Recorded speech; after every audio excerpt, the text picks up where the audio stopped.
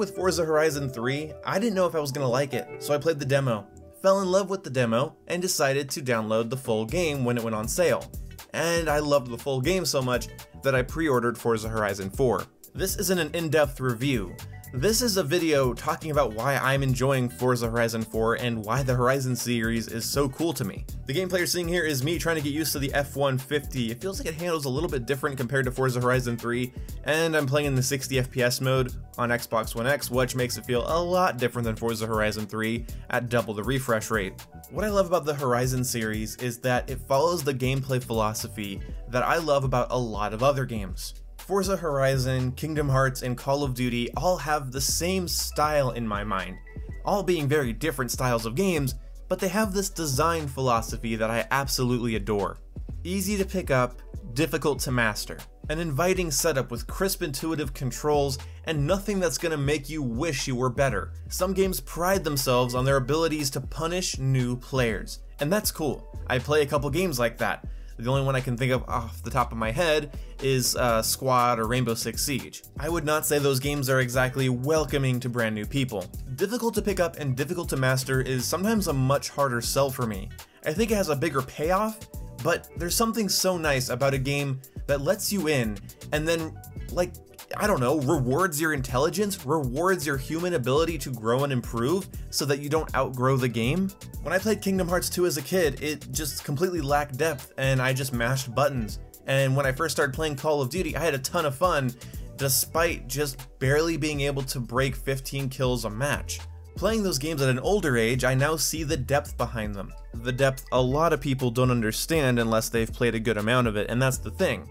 It can invite you in, but if you decide to stay, you'll learn a lot about the game itself. And sure, that might be true for a lot of games, but that's especially true for games here like Forza Horizon 4. FH4 allows you to set all of the assist features all the way up, allowing the game to basically play itself and drive for you. Stability and traction control, assisted braking and steering. That's how I started the Horizon series until I started getting a little bit better. Then I went from assisted braking to ABS, assisted steering to normal steering. Traction and stability control turned off. And who knows, as I play and I want a bigger challenge, maybe I'll tweak it. The cool thing is as you tweak settings in Horizon games, you get more control of your vehicle at the expense of it being easy and intuitive and being a lot more technical, more like a racing simulator. But if you don't care about any of that, if you just want to enjoy the open world, well, that's most of my time played in Forza Horizon 3. Racing against drivatars and friends, but the majority of my time was just driving through the open world, trying to rack up points by doing tricks like drifting and getting some air and, you know, wrecking fences and all of that kind of fun stuff. Finding out which cars control better in which conditions, figuring out how to tune your car, picking the right car for the right type of track, those are all important, and learning them adds a crazy amount of depth to your game. This is multiplied by 4 in Forza Horizon 4 because you have 4 different seasons that changes up the way every track plays. A track in the summer does not play the same way in autumn or winter or spring. And the fact that these seasons change every week will make the game feel more and more alive no matter when you turn on the game. Whether it's once a week or twice a week or once every 2 weeks, it'll be a different experience. And the shared open world makes the game feel even more lively. The fact that I'll just be cruising around and then a real player will zoom right past me is kinda cool. I mean, it's kinda cool. What's really cool is you can interact with them and challenge them to races and invite them to your crew, and I think that's also fun. There's a little quick chat feature you've probably seen me use in the gameplay here. Every time I bump into something or crash into something, I like to do the little oops one so it's cute instead of embarrassing. And that's just it. I'm not great at driving games. I'm not great at racing games. I'm just not. But Forza Horizon delivers more than just driving around in circles, going around the tarmac. It's actually a complete and full gaming experience from the context of being a driving game. This might sound like a stupid feature to want for a driving game, but it would be really cool if I could get out of my car and walk around the open world. I mean, I'm allowed to use a drone, but I can't actually just get my character out of the car and walk along the sides of the roads.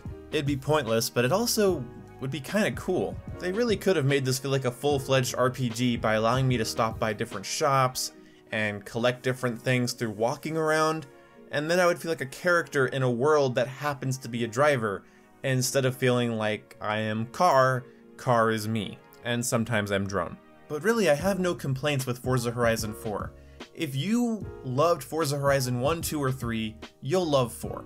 It's a lot of the same types of things, but just improved and streamlined. If you hate or just don't play racing or driving games, honestly, this might be the one that gets you into it. This is a driving game for people that don't like driving games, and for people that value a good one. Spending full price on a driving or racing game when you're more into open world RPGs or fighting games or FPS games or RTS games might not seem like a great idea. But coming from an FPS channel, this game provides so much to me on a personal level. Whether it's relaxing by driving around the beautiful, absolutely fucking stunning open world, grinding it like an RPG by doing different challenges and getting skill points and doing action things like drifting and getting air and all of that, competitive things like racing against real people or drivatars, and learning. I'm not good at driving games and racing games, but the Forza Horizon series is so intuitive and inviting and fun that this is the racing game that I want to use to get good at racing games, and then also happens to be the only racing games that I want to play. This is probably going to be the only racing game I own for the rest of this console generation. So whether you buy it right after this video or wait until it's on sale, I recommend picking it up. It's incredibly fun. So if you have an Xbox or a gaming PC, I recommend Forza Horizon 4, and that's all I have to say in this video. Thank you guys so much for watching, and I'll see you when I see you. Goodbye.